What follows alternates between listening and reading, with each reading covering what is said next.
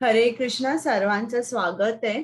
आज आपण 16वा अध्याय दैवासुर संपत विभाग योग याचा अध्ययन करणार आहोत. त्या अगोदर मंगलाचरण म्हणते आणि मग चालू करते. हरे कृष्ण. ओम अज्ञानतिमिरान्धस्य ज्ञानाञ्जनशलाकया चक्षुरुन्मीलितं येन तस्मै श्री गुरवे नमः.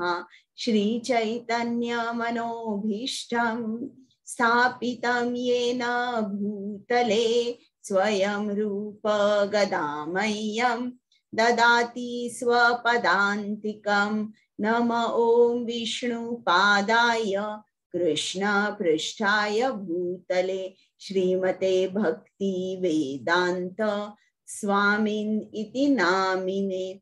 नमस्ते सारस्वते देवे गौरवाणी प्रचारिणे निर्विशेष शून्यवादी पाश्चात्य देश तारिणे. हे कृष्णा करुणा सिंधु दीनबंधु जगतपते गोपेश गोपिका कांत राधा कांत नमोस्तुते.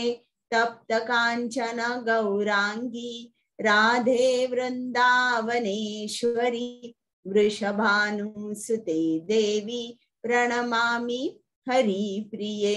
जय श्री कृष्ण चैतन्य प्रभु नित्यानंद श्री अद्वैत गदाधर श्रीवासादि गौर भक्त वृंद.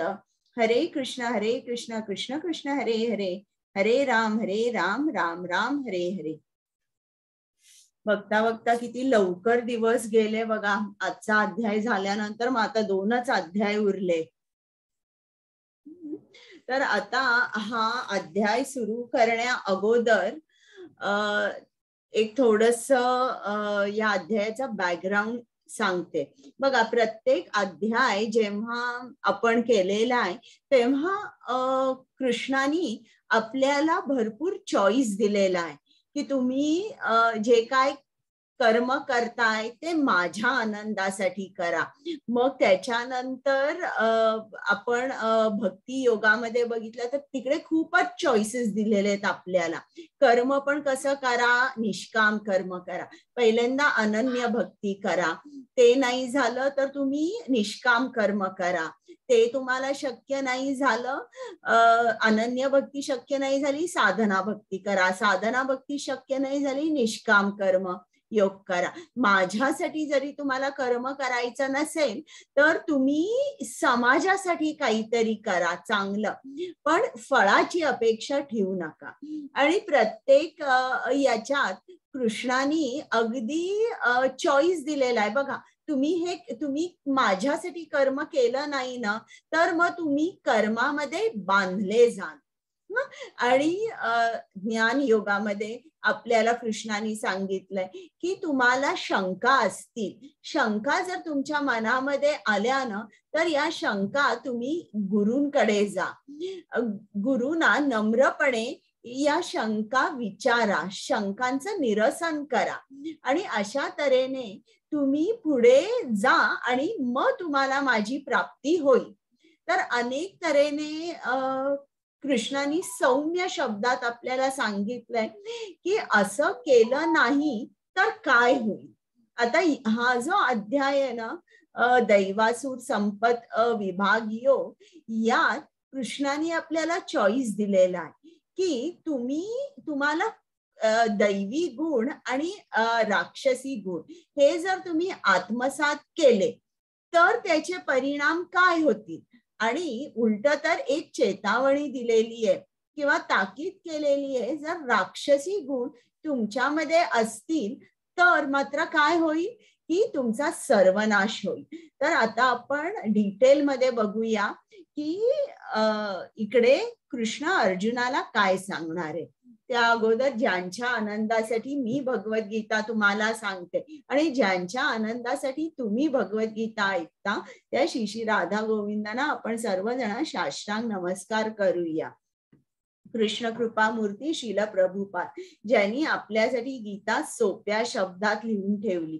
त्यांनी जर लिहून ठेवली नसती तर हा उपक्रम घडला नसता. शील प्रभुपादांना दंडवत प्रणाम करूया. नामानिष्ठ प्रभूजी ज्यांनी या स्लाइड्स तयार केल्या, हा उपक्रम चालू केला. प्रेमा माताजी ज्यांनी मला ट्रेनिंग दिलं, दोघांनाही माझा साष्टांग नमस्कार. आणि को होस्ट, ऍडमिन, आमची टेक्निकल टीम यांच्या सहकार्याशिवाय मी हा वर्ग घेऊ शकले नसते. त्यांना सुद्धा प्रणाम आणि धन्यवाद. आता काल आपण बघितलं 15वा अध्याय पुरुषोत्तम योग. त्यात आपण काय शिकलो? कृष्ण आपल्याला काय एकसारखा सांगतोय की हे भौतिक जग आहे ना, ही राहायची जागा नाहीये. हे भौतिक जग सोडा तुम्ही आणि आध्यात्मिक जगामध्ये या.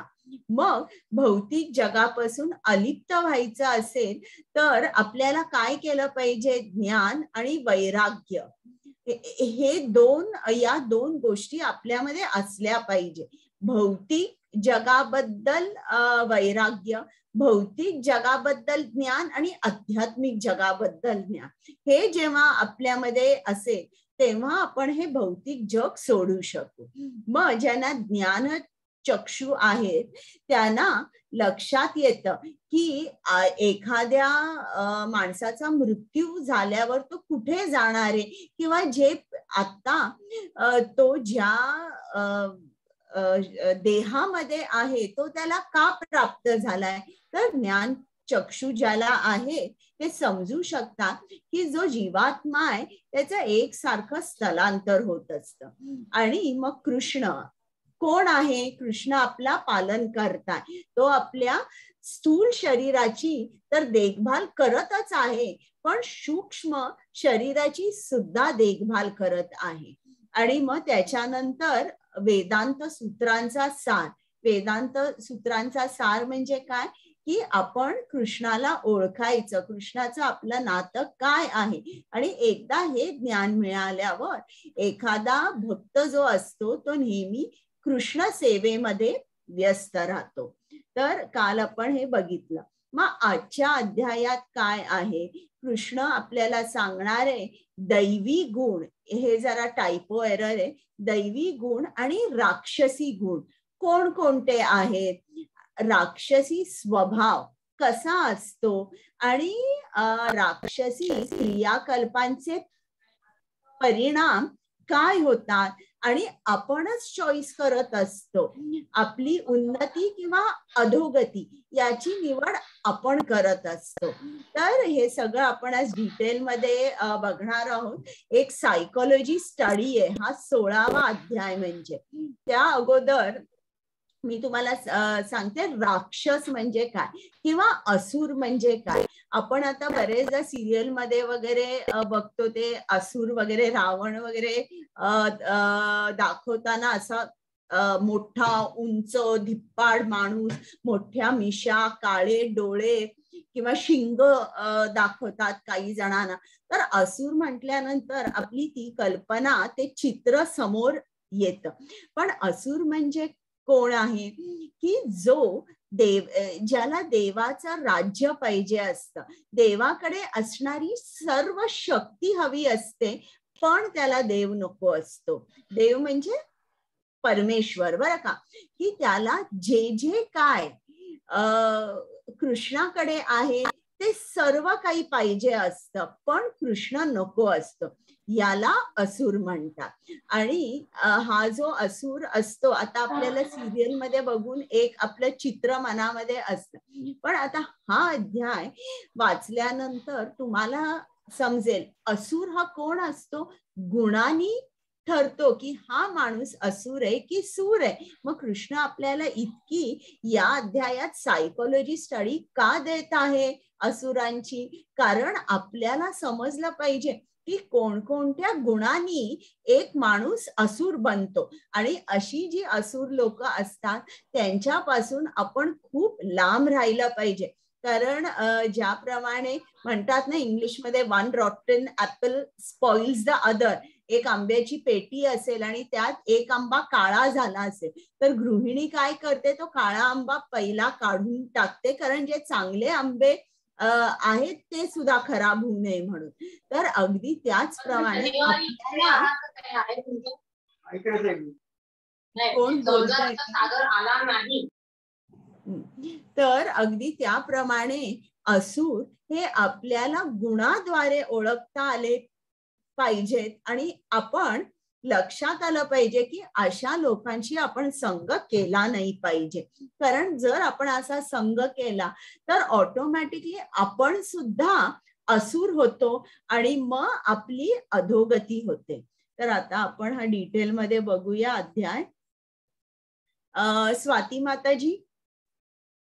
हरे कृष्ण माताजी. हरे कृष्ण म्हणू का? हो हो वाचा ना. हरे कृष्ण. श्री भगवान म्हणाले, निर्भयपणा, सत्वशुद्धी, आध्यात्मिक ज्ञानाचे अनुशीलन, दान, आत्मसंयम, यज्ञकर्म, वेदाध्ययन, तपस्या, साधेपणा, अहिंसा, सत्य, क्रोधातून मुक्तता, त्याग, शांती, दोष काढण्याच्या वृत्तीचा तिटकारा, सर्व जीवांच्या प्रती दयाभाव, लोभविहीनता, सौम्यता, विनयशीलपणा, दृढ निश्चय, उत्साह, क्षमा, शुची आणि द्वेष व सन्मानाच्या अभिलाषेपासून मुक्ती, हे सर्व दैवी गुण हे भारत दैवी स्वभावाच्या मनुष्यामध्ये आढळतात. हरे कृष्ण माताजी. आता आपल्याला कृष्णाने सांगितलंय की या पूर्ण ब्रह्मांडामध्ये फक्त 2 तऱ्हेची माणसं असतात. एक म्हणजे सूर आणि एक म्हणजे असुर. सूर म्हणजे कोण असतात? जे वेदांमध्ये लिहिलेलं आहे, जे काही कृष्णाने आपल्याला सांगितलं आहे त्याचं ते पालन करतात आणि त्याच्या अलाइनमेंट मध्ये आपल्या जीवनाचं आचरण करतात. आणि असुर म्हणजे काय? जे काय कृष्णाने सांगितलंय, जे काही लिहून ठेवलेलं आहे वेदांमध्ये ते अजिबात मानत नाही, तर ते असुर असतात. तर फक्त 2 तऱ्हेची लोक असतात, सूर आणि असुर. आता प्रत्येक देह, काल मी तुम्हाला सांगितलं की मन हे मध्ये असतं, त्याच्या बाजूला प्रत्येक इंद्रियाचं कन्स्ट्रक्शन असं असतं की त्या ज्या जीवात्म्याच्या ज्या वासना आहेत, इच्छा आहेत, त्या पूर्ण होत असतात. पण आता आपल्याला सुद्धा हे शरीर दिलेलं आहे, ह्युमन बॉडी, मनुष्याचं शरीर आपल्याला दिलंय. म्हणजे ते शरीर म्हणजे कसं आहे की एका मर्सिडीज बेन्झ गाडीसारखं आहे किंवा विमानासारखं आहे. त्याच्यामध्ये विमान बघा, समजा जर तुमच्याकडे विमान असेल तर तुम्ही ते रस्त्यावर चालवाल का? नाही. रस्त्यावर चालवून तुम्हाला काय मिळणार आहे? रस्त्यावर सायकल सुद्धा चालवता येते, बैलगाडी पण चालवता येते, स्कूटर गाडी चालवता येते. पण हे जे विमान आहे ते आकाशात उडू शकतं. ती त्याची पोटेन्शियल आहे. अगदी त्याचप्रमाणे कृष्णाने आपल्याला हे जे मानवी शरीर दिलेलं आहे ते कशाला दिलेलं आहे? म्हणजे आपल्या या मानवी शरीराने आपल्याला कृष्णाची प्राप्ती होऊ शकते. आपल्याला बुद्धी दिलेली आहे, मन दिलेलं आहे, जे आपण कंट्रोल करू शकतो बुद्धीने आणि आपल्याला कृष्णाची प्राप्ती होऊ शकते. तर हा ध्येय आहे. पण आपण समजा जर विमानाचा वापर बैलगाडी सारखा केला तर मग काय त्याचा उपयोग आहे त्या विमानाचा?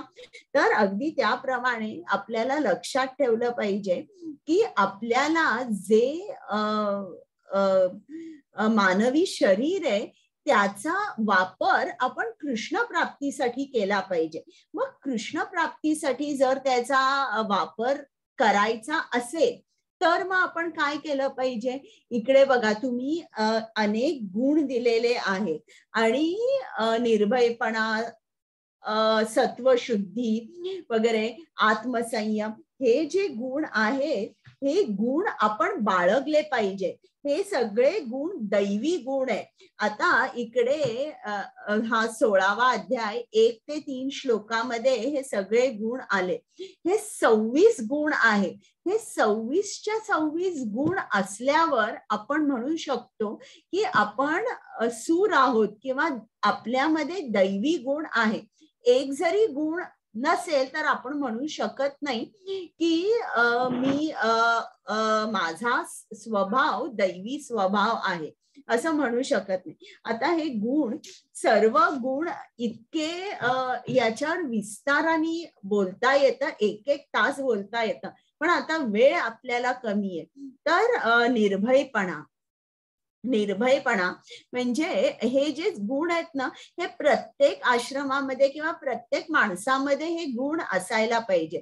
तो संन्यासी असू दे, गृहस्थ असू दे, वानप्रस्थ असू दे, कुठल्याही आश्रमातल्या किंवा ब्रह्मचारी असू दे, हे गुण असले पाहिजे. पण काही काही गुण काही काही आश्रमामध्ये अगदी प्रॉमिनंट दिसतात. ज्याप्रमाणे निर्भयपणा हा जो गुण आहे हा संन्यासामध्ये दिसला पाहिजे. एखाद्या संन्यासी असं म्हणू शकत नाही की मी एकटाच राहतोय, मी एकटा प्रवास कसा करू, मला एकट्याला प्रवास करायला भीती वाटते, किंवा मी एकटा राहिलो, मी आजारी पडलो तर माझी देखभाल कोण करणार, हे प्रश्न मनात येऊन संन्यासी घाबरू शकत नाही. कारण संन्यासाला पूर्ण खात्री असते की तो एकटा नसतो, त्याच्याबरोबर कृष्ण सदैव असतो. आता हरिदास ठाकूर, मी तुम्हाला सांगितली ना ती गोष्ट, नामाचार्य हरिदास ठाकूर आणि ती वेश्या होती ती. तर हे 3 लाख वेळेला हरे कृष्ण कृष्ण कृष्ण हरे हरे, हरे राम राम राम हरे हरे 3 लाख वेळेला महामंत्राचा जप करायचे. आणि ते कुठे राहायचे? एका गुहेत राहायचे. आणि त्या गुहेमध्ये एक साप सुद्धा राहायचा, काळा साप, मोठा विषारी साप राहायचा. पण यांना अजिबात भीती वाटायची नाही. रात्र झाली की हा साप बाहेर जायचा, काही भक्ष हे करायचा, प्राणी वगैरे भक्ष खायचा, आणि मग तो परत गुहेत सकाळी पहाटे येऊन तिकडे झोपायचा. तर असा निर्भयपणा असला पाहिजे संन्यासी मध्ये की त्याला कुठल्याही हिंस्र प्राणाची किंवा आपली स्वतःची सुद्धा की माझं पुढे काय होईल याची भीती वाटली नाही पाहिजे. आता दुसरं तत्वशुद्धी, किंवा ते संस्कृतमध्ये सत्व संशुद्धी असं म्हटलंय. म्हणजे हे सुद्धा संन्यास आश्रमामधल्या माणसांसाठी आहे. तर संन्यासीनी कसं राहिलं पाहिजे? बायकांपासून लांब राहिलं पाहिजे, बायकांकडे बोललं नाही पाहिजे, किंवा बोलताना डोळे खाली केले पाहिजे. श्रील प्रभुपादांनी सांगितलं होतं की जे कोणी संन्यासी आहेत त्यांना जर एका बाईकडे बोलायचं असेल तर आणि एखाद्या माणसाला किंवा संन्यासाला घेऊन जायचं, एकटं जाऊन बाईकडे बोलायचं नाही. तर हे असे गुण आहेत की हे आपल्यामध्ये असले पाहिजे. आता आध्यात्मिक ज्ञानाचे अनुशीलन हे एका संन्यासी आणि ब्रह्मचारी मध्ये आले पाहिजे. आता तुम्हाला माहितीये की संन्यासी जे आहेत ते घरोघरी जाऊन भिक्षा मागतात, पण तिकडे भिक्षा घेऊन झालं आता माझं काम झालं असं करून उपयोग नाही. जो संन्यासी आहे तो ज्या घरी जाऊन भिक्षा घेतो त्या घरी त्याला, मला वाटतं प्रशांत प्रभूजी जरा तुम्ही म्यूट होता का? आवाज येतोय. तर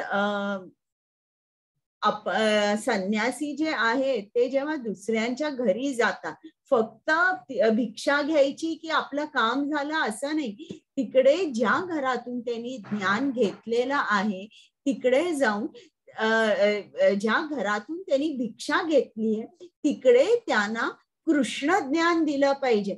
म्हणजे संन्यासी कसा असतो, बोलो कृष्णा भजो कृष्णा करो कृष्ण शिक्षा, म्हणजे तिकडे जाऊन तो कृष्णाबद्दल बोलतो, तो कीर्तन करतो, भजन करतो आणि कृष्णाची शिक्षा देतो. म्हणजे थोडक्यात भिक्षा घेतल्यानंतर तो त्या घरी जाऊन कृष्णामृत सर्व लोकांना देतो. हे संन्यासीनी केलंच पाहिजे. आता दान, दान म्हणजे काय, श्रील प्रभुपादांनी सांगितलंय की आता हे जे दान आहे हे गृहस्थांमध्ये हे अगदी दिसलं पाहिजे, दानाची वृत्ती दिसली पाहिजे. गृहस्थ कसा पाहिजे, दानशूर पाहिजे. मग आता गृहस्थांना का सांगितलंय की तुम्ही दान करा, कारण गृहस्थांकडे गृहस्थ नोकरी करतात, पैसे मिळवतात आणि पैसे मिळवल्यावर जणू काही त्यांच्याकडे एक लायसन्स असतो इंद्रिय तृप्तीसाठी.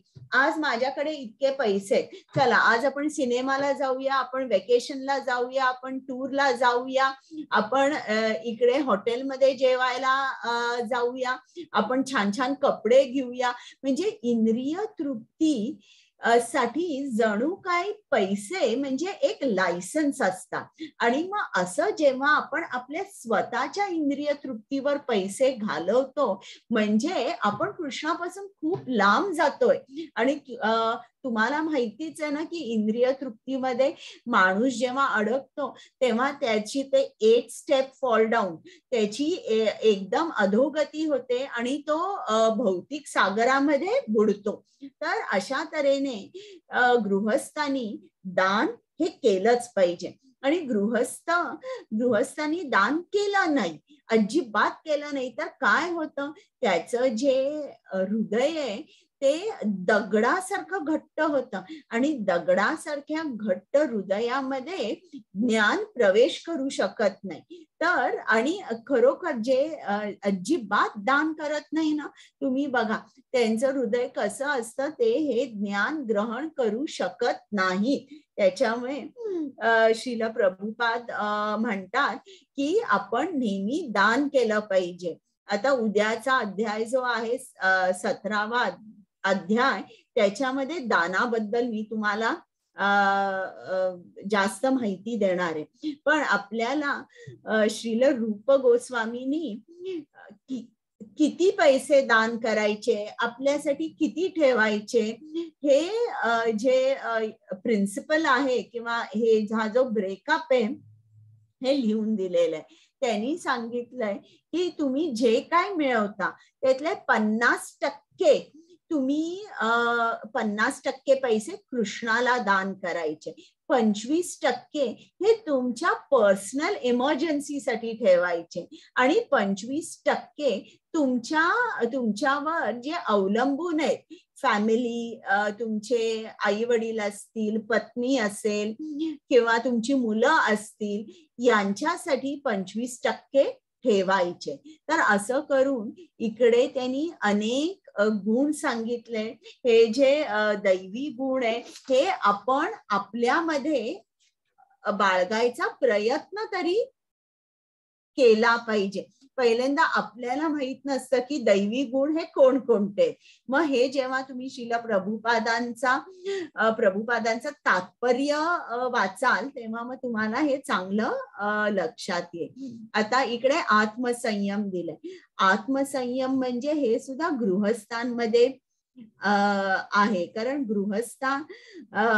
गृहस्थांकडे पैसा असल्यामुळे ते इतका संयम ठेवू शकत नाही की पैसे असल्यामुळे ते अनेक गोष्टी करू शकतात. मग हा आत्मसंयम जो आहे हा गृहस्थामध्ये असला पाहिजे. त्याच्यानंतर वेद अध्ययन म्हणजे ब्रह्मचारींमध्ये वेद अध्ययन प्रामुख्याने असलं पाहिजे. आता ब्रह्मचारीनी काय केलं पाहिजे, आपली जी सर्व इंद्रिय आहे ती इंद्रिय कृष्ण सेवेमध्ये लावली पाहिजे आणि अशा तऱ्हेने त्यांनी वेद अध्ययन केलं पाहिजे. मग आता मी तुम्हाला अहिंसा बद्दल सांगितलं की अहिंसा म्हणजे काय, जेव्हा आपण आपल्याच आत्म्याला किंवा दुसऱ्यांच्या आत्म्याला कृष्ण भावना देत नाही तेव्हा त्याला अहिंसा म्हणतात. यज्ञ कर्म हे कोणासाठी आहे, हे गृहस्थांसाठी आहे. गृहस्थांनी यज्ञ कर्म केलं पाहिजे. मग ते यज्ञ कर्म कसं करायचं, जप करायचा किंवा आपल्याला समजा जर आपण लोकांना घरी बोलवू शकतो. आता आज माझी एक मैत्रीण आहे, तर तिने इस्कॉन मधलेच इकडे राधा गोपीनाथ मंदिरातले प्रभूजी आहे त्यांना घरी बोलवलं आणि तिने 20 जणांना आमंत्रण दिलं होतं आणि तिने सांगितलं की म्हणजे ही जी 20 माणसं तिने निवडली हे जप करत नाही, यांना कृष्णाबद्दल माहित नाहीये काय, आणि तिने प्रभूजींना सांगितलं की तुम्ही या लोकांना जपाचं महात्म्य सांगा आणि आपण कृष्ण सेवा का केली पाहिजे हे त्यांना सांगा. तर अशा तऱ्हेने हे एक यज्ञ कर्म झालं. हे तिने का केलं, कृष्णाच्या आनंदासाठी केलं. आणि परजीवांना जेव्हा आपण कृष्ण ज्ञान देतो तेव्हा आपण अहिंसा करतोय, आपण त्यांना चांगल्या मार्गी लावतोय. तर अशा तऱ्हेने यज्ञ कर्म आहे हे गृहस्थांनी केलं पाहिजे. मग अशा तऱ्हेने हे खूप आहेत. दृढ निश्चय, तर श्रील प्रभुपादांचा नेहमी आपल्याला जेव्हा तुम्ही त्यांचं चरित्र वाचाल तेव्हा तुमच्या लक्षात या की किती दृढ निश्चयी होते. ते पहिल्यांदा जेव्हा अमेरिकेला गेले आणि त्यांनी वर्ग चालू केला तेव्हा अगदी थोडी माणसं येत होती त्यांचं प्रवचन ऐकण्यासाठी. आणि त्यांना त्यांच्या गुरुनी सांगितलं होतं की कोणी जरी प्रवचनाला आले नाही तरी तू बसायचं आणि तू प्रवचन करायचं, जणू काही 100 माणसं आहेत असं. कोणी जरी ऐकलं नाही तरी भिंत्या ज्या आहेत त्या तुझं ऐकणार. म्हणजे इतकं, आणि ते इतके दृढ निश्चयी होते की त्यांनी कधीच विचार केला नाही की किती जण आली आहेत, किती कमी जण आली आहेत. नाही, त्यांचा क्लास नेहमी अगदी खूप जोमाने चालू असायचा. आता 26 गुण झाले. हे जे आपण म्हणतो की हे दैवी गुण आहेत. मग आता राक्षसी गुण हे किती आहेत, हे फक्त 6 आहेत. ते कोणकोणते आहेत आता ऐका. स्वाती माताजी. हरे कृष्णा. दंभो दर्पोऽभिमानश्च क्रोध पारुष्यमेव च अज्ञानं चाभिजातस्य पार्थ संपदमासुरीम्. हे 5 दंभ, उर्मटपणा, अभिमान आणि अज्ञान हे आसुरी प्रकृतीत जन्मलेल्या लोकांचे गुण आहेत. हरे कृष्ण माताजी. आता हे बघा, हे जे गुण आहेत ना, हे दंभ म्हणजे काय की तुमच्या मनामध्ये इच्छा असते की दुसऱ्यानी मला खूप आदराने वागवावं, दुसऱ्याने माझ्याकडे आदराने बोलावं, किंवा एक इच्छा असते की माझी सर्वांनी स्तुती केली पाहिजे, याला दंभ म्हणतात. आणि दंभ जर त्या माणसाचा पुरवला नाही किंवा ती त्याप्रमाणे दुसऱ्या माणसाने वागलं नाही तर मग काय निर्माण होतो, क्रोध निर्माण होतो. आणि एखाद्या माणसाचा दंभ पुरवला गेला तर काय होतं, अभिमानाने तो वागू लागतो. तर अशा तऱ्हेने दंभ, अभिमान, क्रोध, पारुष्य म्हणजे कठोरपणा, उर्मटपणा, तर हे जे सर्व गुण आहेत हे राक्षसी गुण आहेत. आता हे गुण सांगितल्यावर कृष्ण सांगणार आहे की दैवी गुण आणि राक्षसी गुण आत्मसात केल्यावर काय होतं. हरे कृष्ण. स्वाती माताजी. हरे कृष्ण. दैवी संपत् विमोक्षाय निबंधाय सुरीमता माशुच संपदं दैवीम द्विजातोसी पांडव. दैवी गुण मोक्षदायक असतात तर आसुरी गुण बंधनकारक असतात. हे पांडवा, तू चिंता नको करूस, कारण तू दैवी गुणासह जन्मलेला आहेस. हरे कृष्ण माताजी. आता दैवी गुण आत्मसात केल्यावर काय होतं की ते मोक्षदायक ठरतात. म्हणजे आपण या जगातून मुक्त होऊ शकतो. हे जे भौतिक जग आहे त्या जगातून आपली सुटका होऊ शकते. पण आसुरी गुण कसे असतात, आपण बंधनात अडकतो. म्हणजे जन्म मृत्यू या चक्रात आपण कायमचे अडकतो. पण कृष्ण अर्जुनाला सांगतोय की अर्जुना, तू काळजी करू नकोस, कारण तुझ्यामध्ये दैवी गुण आहेत.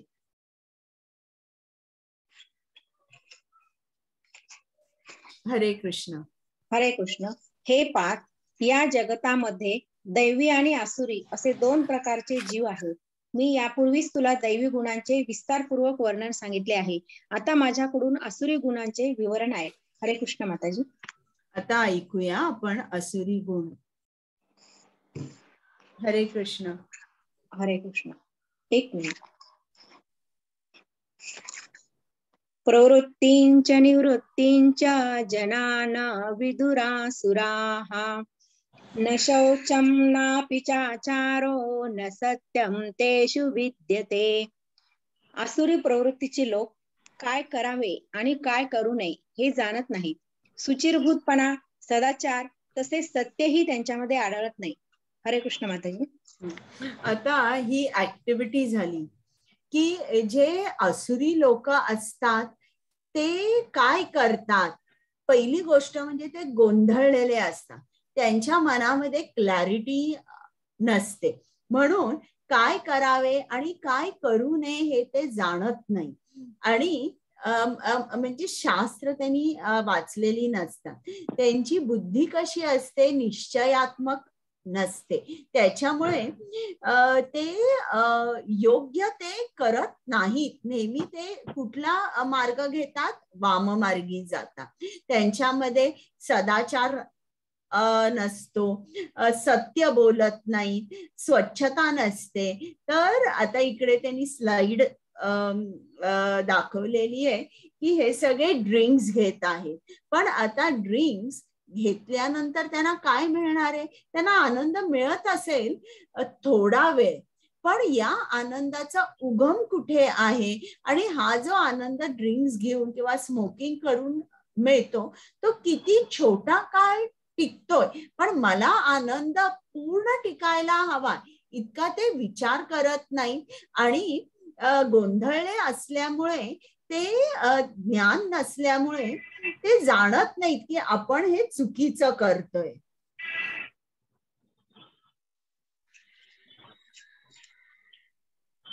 हरे कृष्ण. ते म्हणतात की हे जगत असत्य व निराधार आहे आणि परमेश्वर नावाचा कोणीही याचे नियंत्रण करीत नाही. त्यांचे म्हणणे आहे की केवळ मैथुनाच्या इच्छेमुळे हे जग निर्माण झाले आहे आणि कामाखेरीज अन्य कोणतेही कारण नाही. हरे कृष्ण माताजी. तर आता हे जे 16.8 मध्ये नास्तिकाची व्याख्या सांगितलेली आहे. नास्तिक कोण आहे. तो परमेश्वराला मानत नाही. तो काय म्हणतो की परमेश्वर या जगाचा नियंत्रक नाहीये. तो काय म्हणतो की हे जग केवळ मैथुनेच्या इच्छेमुळे जग निर्माण झालेले आहे. तर तो देवाला मानत नाही. आता एवढं लिटरेचर आहे, इतकं साहित्य आहे, उपनिषद आहे, वेद आहे, तरीही तो मानत नाहीये. का का मानत नाहीये? कारण ते पुस्तक उघडलेलं नाही. शंका असतील, प्रत्येकाला आपल्याला सुद्धा शंका आहे, पण कृष्णाने काय सांगितलंय? शंका असतील तर तुम्ही एका प्रामाणिक आध्यात्मिक गुरूंकडे जा, नम्रपणे तुमच्या शंका विचारा आणि शंकांचं निरसन करा. तर ही लोक कशी असतात? आंधळी असतात आणि आंधळे असल्यानंतर ते बघत नाहीत की हे जे काय माझा जो विचार आहे हा चुकीचा विचार आहे, हा विचार त्यांच्यामध्ये येत नाही. तर हे जे असतात नास्तिक लोक, ते सुद्धा असुर असतात. हरे कृष्ण. हरे कृष्ण. अशा निष्कर्षाचे अनुगमन करीत स्वतःच नाश ओढून घेतलेले आणि अल्पबुद्धी आसुरी लोक जगाचा विनाश करण्याकरिता अहितकारी व उग्र कर्मांमध्ये संलग्न होतात. हरे कृष्ण माताजी. आता हे जे नास्तिक लोक आहेत किंवा आसुरी लोक आहेत, हे कोणते कर्म करतात? आता गेल्या श्लोकात तुम्ही बघितलं की हे जे आसुरी प्रवृत्तीचे लोक असतात कसे असतात? गोंधळलेले असतात. आणि गोंधळल्यावर माणूस काय करतोय, आपण कुठली कर्म करतो हे ते जाणू शकत नाही. ते कुठली कर्म करतात? अहितकारी आणि उग्र कर्म करतात, इकडे दिलेलं आहे. आणि ते काय, त्यांचा हेतू काय असतो की मला या जगाचा विनाश करायचा आहे, कारण मी परमेश्वर आहे. ही जी लोक म्हणतात की कृष्ण परमेश्वर आहे, विष्णू परमेश्वर आहे, असं नाही, मी परमेश्वर आहे, ते असं म्हणत असतील तर मी त्यांचा विनाश करीन. आणि असा हे करण्यासाठी हे नास्तिक लोक असतात, ते काय करते असतील, मोठमोठे सायंटिस्ट असतील, मग ते काय करतात?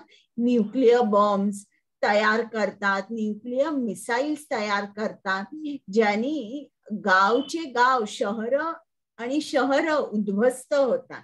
तर आता न्यूक्लिअर बॉम्ब बघा, ही लोक तयार करतायत का? त्यांना लोकांना मारायचंय किंवा त्यांना त्या देशावर, शहरावर आपली सत्ता दाखवायची आहे. आता न्यूक्लिअर बॉम्ब तयार करून, न्यूक्लिअर मिसाईल्स तयार करून ते काय करतायत? ही तर लोक मरणारच आहेत, कोणच इकडे या पृथ्वीवर कायम राहणारा नाहीये, ते ही लोक मरणारच आहे. पण तुम्ही त्यांचा जो मृत्यू आहे तो एक्सपिडाईट का करताय? म्हणजे लवकर जे मरण तुम्हाला काही वर्षांनी येणार आहे ते आजच तुम्ही का त्यांना देताय? हे ते विचार करत नाही की आपण जे काय कर्म करतो ते उग्र कर्म आहे. ही माणसं तर मरणार आहेतच, आपण मारलं नाही तरीही मरणार आहेत, असा ते विचार करत नाही. त्याच्यामुळे जरीही आसुरी लोक खूप शिकलेली असतील, सायंटिस्ट असतील, तरी इकडे त्यांना कृष्णाने अल्पबुद्धी असं म्हटलंय. आणि एक लक्षात ठेवा, त्यांनी सांगितलंय की ही जी माणसं आहेत ती स्वतःचा नाश ओढवून घेतात. हरे कृष्ण. हरे कृष्ण. 16.6 कधीही तृप्त न होणाऱ्या कामाचा आश्रय घेऊन गर्व, खोटी प्रतिष्ठा आणि मोहित झालेले आसुरी लोक अनित्य गोष्टीमुळे आकर्षित होऊन सदैव अशुचिरभूत कर्म करण्यास व्रतस्थ झालेले असतात. 16.11 आणि 12 इंद्रिय तृप्ती करणे हीच मानव संस्कृतीची मुख्य आवश्यकता आहे असा त्यांचा विश्वास असतो. अशा प्रकारे त्यांना मरेतोपर्यंत अमर्याद चिंतांनी ग्रासलेले असते. शेकडो हजारो पाशांनी बद्ध झालेले आणि काम क्रोध परायण झालेले हे आसुरी लोक इंद्रिय तृप्ती करता अन्यायी मार्गाने धनसंचय करतात. हरे कृष्ण माताजी. बघा, इकडे त्यांनी अगदी डिटेल मध्ये सांगितलंय की असुरी लोक अनित्य गोष्टींमुळे आकर्षित होऊन सदैव असुचिरभूत कर्म करण्यास व्रतस्थ असतात. म्हणजे तुम्ही बघितलंय काय काय लोकांना ड्रिंक्स घ्यायची इतकी सवय असते, अगदी व्रत जसं आपण करू तसे ते चुकवत नाहीत या गोष्टी. आणि इकडे आपल्याला काय दिसतंय की ही जी लोक अशी वाईट कर्म करतात, पाप कर्म करतात, त्याचा आधार जो आहे किंवा त्याचे 4 खांब जे आहेत ते कोणकोणते आहेत इकडे दाखवलेले. व्यभिचार, जुगार खेळणे, नशिले पदार्थांचं सेवन करणे आणि नॉनव्हेज खाणे, हे 4 खांब झाले. या 4 खांबावर अनेक शेकडो, लाखो, हजारो पाप कर्म केले जातात. आणि श्रील प्रभुपाद म्हणतात हे 4 खांब तुम्ही तोडा. हे 4 खांब तोडल्यावर तुम्ही कधीच कुठलंच पाप करू शकणार नाही. हे 4 खांब तुम्ही तोडा किंवा या गोष्टींच्या जवळ सुद्धा जाऊ नका. तर आता बघा, आफ्रिका ही हा देश आहे, किती गरीब देश आहे, पण तिकडे बघा जर तुम्ही बघितलं तर टोबॅको, कॉफी किंवा असे जे पदार्थ आहेत त्याचं खूप प्रमाणावर हे टोबॅको वगैरे ते वाढवतात, म्हणजे त्याची शेती वगैरे करतात. आता टोबॅको जर तुम्ही खाल्लं नाही, तंबाखू वगैरे तुम्ही नाही खाल्ला तर तुम्ही काय मरणार आहे का? तुम्ही मरणार नाही. पण हेच आहे की आपल्याला श्रील प्रभुपाद सांगतात की या 4 गोष्टींपासून तुम्ही लांब राहा. तुम्ही लांब राहिल्यावर तुम्ही आनंदी राहाल, समाधानी राहाल. आता हे जे इकडे दाखवलं, एक माणूस नॉनव्हेज खातो, तर मनुसंहितेप्रमाणे 5 लोकांना पाप लागतं बरं का. ते कुठले 5? एक म्हणजे जो प्राण्याची हत्या करतो, दुसरा म्हणजे जो प्राण्याचा मांस विकतोय, तिसरं म्हणजे जो ते मांस खरेदी करतोय, चौथा म्हणजे जो ते अन्न शिजवतोय आणि पाचवा म्हणजे जो ते अन्न खातोय. म्हणजे खाणारा जरी असेल तर त्याच्यावर आणि 4 जण असतात ज्यांना हे पाप लागतं. म्हणून आपल्याला श्रील प्रभुपाद म्हणतात की तुम्ही हे जे या ज्या 4 गोष्टी आहेत या भक्ती नियमांचं तुम्ही पालन करा, याच्यापासून लांब राहा. आता आपल्याला पुढे कृष्ण सांगणार आहे की जो आसुरी आहे तो विचार कसा करतो. हरे कृष्ण. हरे कृष्ण. 16.13 ते 15.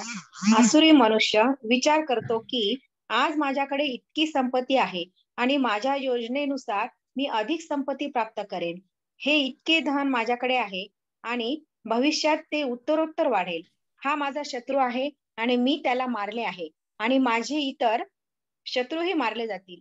मी सर्वांचा ईश्वर आहे, मीच भोक्ता आहे, मी परिपूर्ण, बलवान आणि सुखी आहे.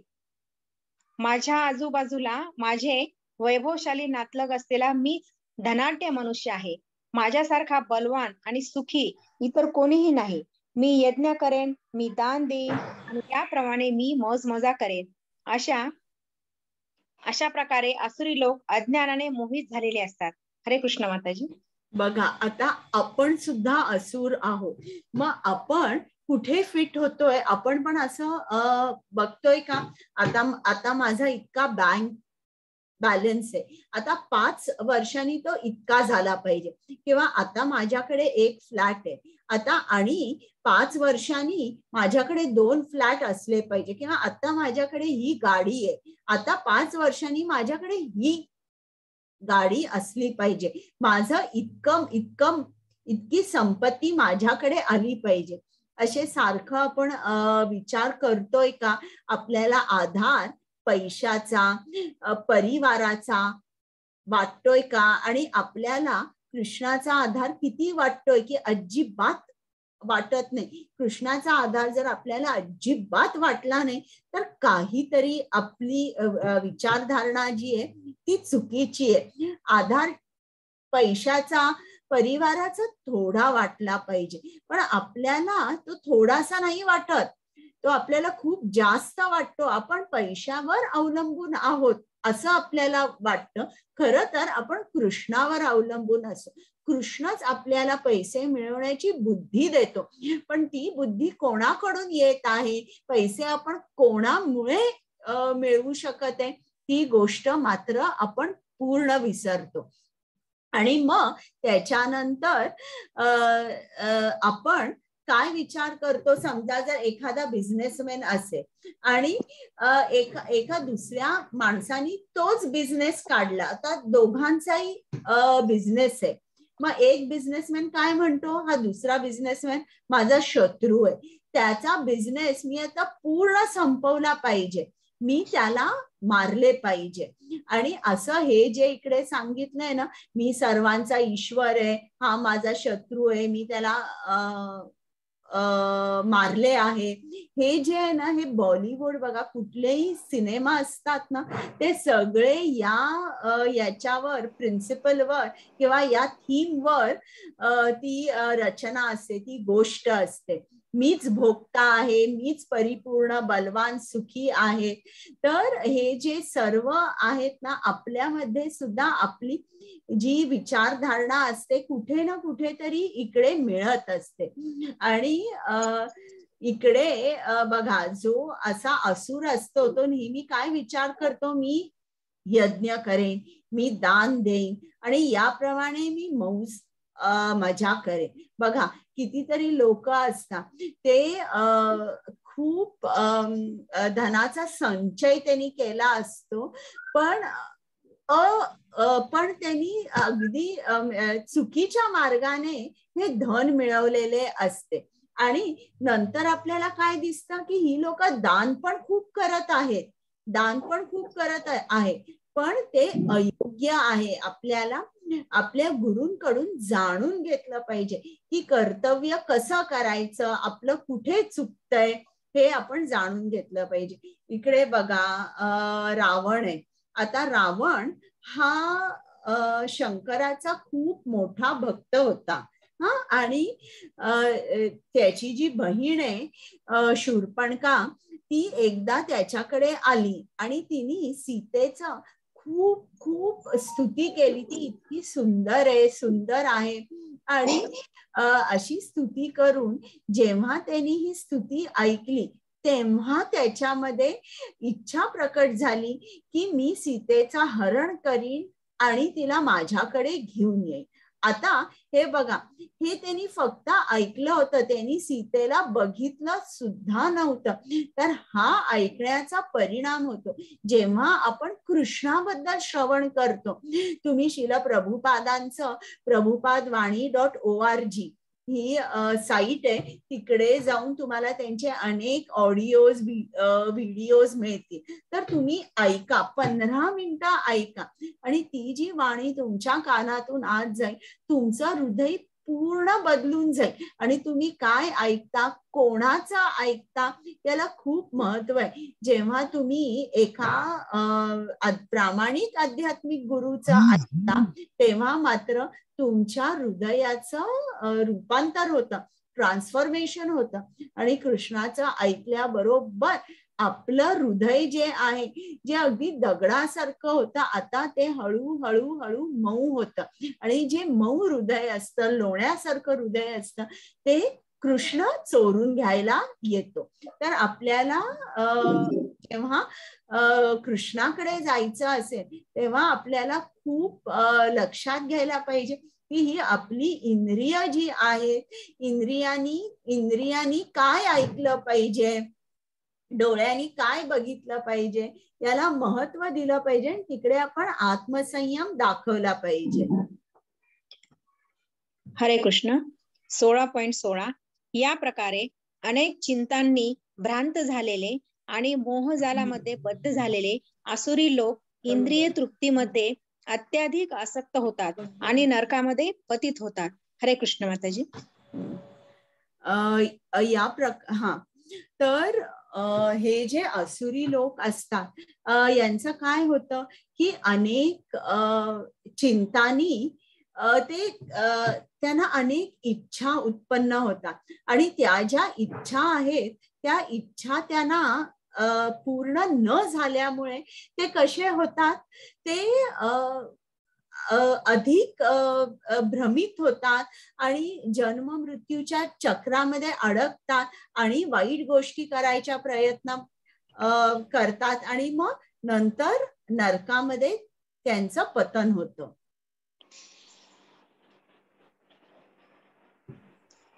16.18 मिथ्या अहंकार, बल, गर्व, काम आणि क्रोध यांनी मोहित झालेले आसुरी लोक स्वतःच्या देहामध्ये आणि इतरांच्या देहामध्ये स्थित असलेल्या परमपुरुष भगवंताचा द्वेष करतात आणि खऱ्या धर्माची निंदा करतात.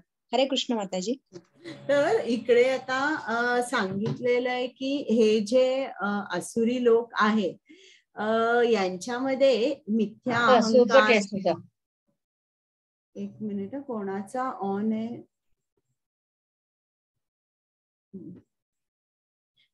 मिथ्या अहंकार, बल, गर्व, काम आणि क्रोध यांनी मोहित झालेले असल्यामुळे काय होतं बघा, ते काय करतात. आता इकडे त्यांनी उदाहरण दिलेलं आहे या स्लाइड मध्ये, शिशुपालाचं उदाहरण दिलंय. इकडे यज्ञ चालू होता आणि त्या यज्ञामध्ये अग्रपूजा कोणाची करायची हा विषय चालला होता. तेव्हा सगळ्यांनी सांगितलं की अग्रपूजा आपण कृष्णाचीच केली पाहिजे. पण तिकडे शिशुपालांनी ऑब्जेक्शन घेतलं की कृष्णाची अग्रपूजा का करायची आपण? कृष्ण कोण होता? वृंदावनात तो गवळी होता, तो माखनचोर होता आणि तो वैश्य कुटुंबामध्ये त्यांनी जन्म घेतला, पण आता क्षत्रिय म्हणून तो मिरवतोय. तर त्याची नेमकी जात कोणती आहे? तर असं जेव्हा शिशुपालांनी कृष्णाला शिव्या द्यायला सुरुवात केली तेव्हा कृष्ण शांत होता, ऐकत होता. भीमाने त्याला मारण्यासाठी तलवार काढली पण कृष्णाने सांगितलं की तू त्याला मारू नकोस, मी काय ते बघीन. आणि मग जेव्हा 1, 2, 3 असं 90, 99, 100वी शिवी दिल्यानंतर कृष्णाने आपलं सुदर्शन चक्र काढलं आणि सुदर्शन चक्र काढल्यानंतर शिशुपालाचा अशा तऱ्हेने वध केला की रक्ताचा एक थेंब सुद्धा जमिनीवर पडला नाही. तर अशा तऱ्हेने कृष्णाने शिशुपालाचं वध केलं. तर ही जी आसुरी लोक असतात या मिथ्या अहंकार, बल, गर्व, काम, क्रोध असे जे गुण असतात त्यांनी ते काय करतात? भगवंताचा द्वेष करतात, धर्माची निंदा करतात आणि आपलाच नाश ओढवून घेतात. हरे कृष्ण. हरे कृष्ण. 16.19 जे द्वेषी, क्रूर आणि नराधम आहेत त्यांना मी चिरकालासाठी भवसागरामधील विविध आसुरी योनीत टाकीत असतो. हरे कृष्ण माताजी. जे आता द्वेष म्हणजे काय? द्वेष म्हणजे तुमच्याकडे जी गोष्ट आहे ना ती मला आवडते, पण तुमच्याकडे आहे म्हणून मला ती गोष्ट आवडत नाही. आता तुम्हाला आठवतं 9व्या अध्यायात कृष्णाने अर्जुनाला सांगितलं, तू माझा कधीच द्वेष केला नाही म्हणून मी तुला हे परम गुह्य ज्ञान देत आहे. आता इकडे परत कृष्णाने काय सांगितलंय? जे द्वेषी आहेत, क्रूर आहेत, नराधम आहेत त्यांना मी काय करतो? परत जन्म मृत्यू या चक्रात अडकवून ठेवतो. आता एक तुम्हाला उदाहरण देते. समजा जर एक कोळी असेल आणि तो समुद्रात त्यांनी जाळं टाकलंय आणि आता जाळं ओढतं आणि प्रत्येक आलेले जो मासा आहे तो बघतो, अरे वा हा किती मोठा आहे, चला मला याला खूप पैसे येतील, मग आपण घेऊन जाऊया. काही छोटे मासे आलेले असतात, तो बघतो मला याच्यातून काहीच मिळणार नाहीये आणि तो परत ते समुद्रात फेकतो. त्याचप्रमाणे कृष्ण पण आपल्याला बघतो, अरे हा जो आहे ना हा एकदम द्वेषी आहे, हा क्रूर आहे, हा याला भौतिकाचं खूप आहे, चला मी याला परत भौतिक सागरात फेकतो. मग परत आपण भौतिक सागरात जन्म मृत्यू या चक्रामध्ये अडकतो. तर अशा प्रमाणे आपल्यामध्ये हे असुरी गुण जर असतील तर आपण एकसारखं या भौतिक जगातच फिरत बसतो. हरे कृष्ण. हरे कृष्ण. हे कौंतेय, आसुरी योनीमध्ये वारंवार जन्म घेणारे असे लोक कधीही माझ्याकडे येऊ शकत नाहीत. हळूहळू ते अत्यंत अधम गतीला प्राप्त होतात. हरे कृष्ण माताजी. म्हणजे इकडे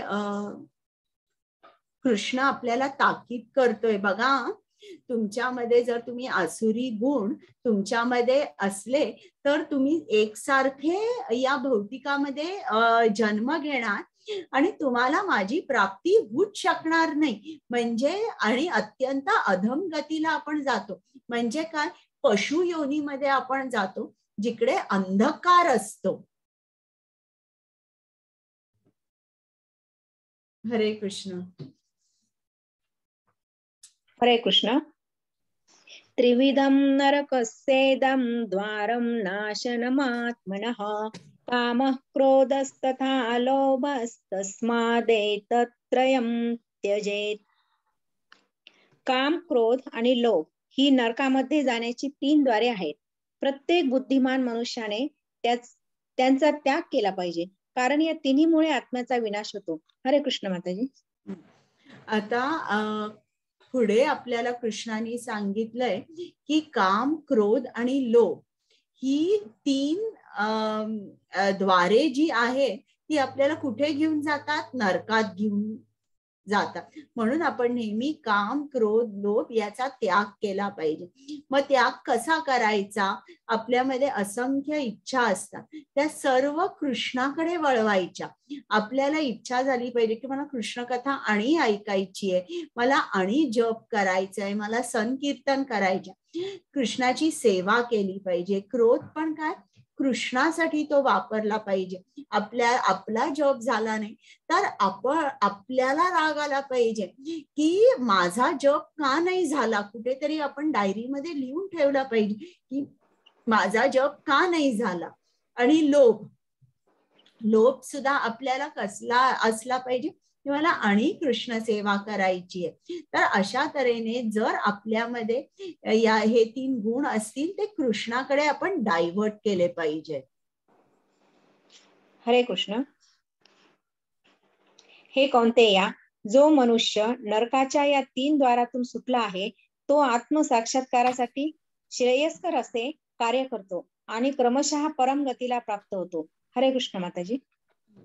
म्हणजे जो मनुष्य या 3 गुणांपासून काम, क्रोध, लोभ जेव्हा त्याची पूर्ण तऱ्हेने सुटका होते, म्हणजे त्याचा पूर्ण आत्मसंयम असतो, तो कधीही क्रोधित होत नाही. जरी तो त्यांच्या इच्छा ज्या आहेत तो आवरू शकतो, म्हणजे भौतिक इच्छा, असा जो माणूस आहे त्याची आध्यात्मिक उन्नती होते. हरे कृष्ण. हरे कृष्ण. यशास्त्र विधी मुत्सृज्य वर्तते कामकारतः न स सिद्धिमवाप्नोति न सुखम न पराम गतिम. जो शास्त्रविधीचा त्याग करतो आणि आपल्या लहरीप्रमाणे कर्म करतो त्याला सिद्धी, सुख आणि परमगतीही प्राप्त होत नाही. हरे कृष्ण माताजी. आता कृष्ण शेवटी आपल्याला सांगतो की तुम्ही जर असुरी गुण बाळगले तर काय होईल, तर तुम्हाला काहीच मिळणार नाही. तुम्हाला सिद्धी मिळणार नाहीये, सुखही मिळणार नाहीये, परम गतीही प्राप्त होणार नाही. म्हणजे तुमचा पराभव होणार आहे. हरे कृष्ण. हरे कृष्ण. हरे कृष्ण. तस्माच्छास्त्रं प्रमाणं ते कार्य व्यवस्थितौ ज्ञात्वा शास्त्रविधानोक्तं कर्म कर्तुमिहार्हसि. म्हणून मनुष्याने शास्त्रविधीद्वारे कार्य आणि अकार्य यांच्यामधील भेद जाणला पाहिजे. अशी विधिविधाने जाणून मनुष्याने कर्म करावे, जेणेकरून त्याची क्रमशः उन्नती होईल. हरे कृष्ण माताजी. तर इकडे आपण गुरूंकडे जाऊन आध्यात्मिक गुरूंकडे आणि जे परंपरेत आहेत ते यांच्याकडे जाऊन आपण कर्तव्य म्हणजे काय, अकर्तव्य म्हणजे काय भेद जाणले पाहिजे. आणि शास्त्राप्रमाणे जेव्हा आपण वागतो मग आपली आध्यात्मिक उन्नती होते. तर अशा तऱ्हेने हा अध्याय संपलेला आहे. तर आज आपण काय बघितलं, दैवी गुण कोणते, राक्षसी गुण कोणते, राक्षसी लोक कसा विचार करतात, त्यांचा स्वभाव कसा असतो, ते कोणकोणते कर्म करतात हे पण आपण बघितलं. आणि मग त्याचे परिणाम काय होतात हे सुद्धा आपण बघितलं. आपण दैवी गुण आपल्यामध्ये असतील तर आपली उन्नती होते, राक्षसी गुण असतील तर आपण जन्म मृत्यू चक्रामध्ये अडकतो. आणि कृष्णाने हे सांगितलंय की तुम्हाला माझी प्राप्ती होऊच शकत नाही. तो आपल्याला एकदम अधम योनीमध्ये टाकतो, म्हणजे पशूंच्या योनीमध्ये आपण जातो जिकडे अंधकार आणि अज्ञान आहे. तर अशा तऱ्हेने कृष्णांनी सांगितलंय की तुम्ही गुरुकडे जा, कर्तव्य म्हणजे काय, अकर्तव्य म्हणजे काय हे जाणून घ्या. कारण हा जो मनुष्य जन्म आहे हा अतिशय दुर्लभ आहे आणि केवळ याच जन्मामध्ये तुम्हाला कृष्ण प्राप्ती होऊ शकते. तर हा मनुष्य जन्म जो आहे तो तुम्ही वाया घालवू नका. आता आपला अध्याय झाला आहे. विमला माताजी. हाँ माताजी. Yes, will you start? Yes. ओम नमो भगवते वासुदेवाय. गीता शास्त्रमिदं पुण्यं य पठेत् प्रयतः पुमान् विष्णो पदमवाप्नोति भयशोकादिवर्जितः. गीताध्ययनशीलस्य प्राणायामपरस्य च नैव सन्ति हि पापानि पूर्वजन्मकृतानि च. मलनिर्मोचनं पुंसां जलस्नानं दिने दिने सुकृद्गीताम्भसि स्नानं संसारमलनाशनं. गीता सुगीता कर्तव्य किमन्यैः शास्त्रविस्तारैः या स्वयं पद्मनाभस्य मुखपद्माद्विनिसृता.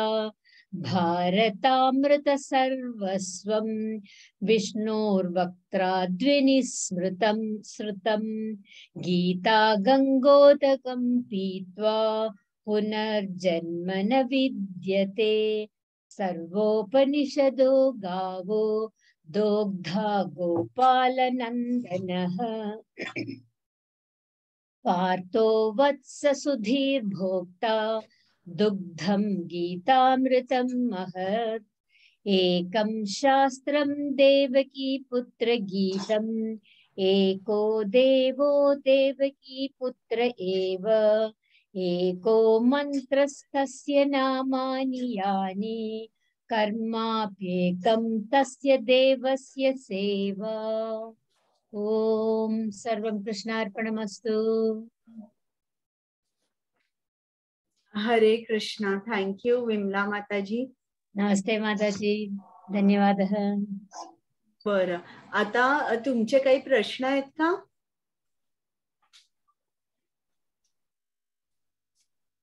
विचारू शकता. बरं, प्रश्न नाही आहेत तर मग आता मी श्लोक म्हणते. वांछा कल्पतरुभ्यश्च कृपा सिंधुभ्य एव च पतितानां पावनेभ्यो वैष्णवेभ्यो नमो नमः. अनंत कोटि वैष्णव वृंद की जय. श्रील प्रभुपाद की जय. सर्वजण एकदा माझ्याबरोबर म्हणा.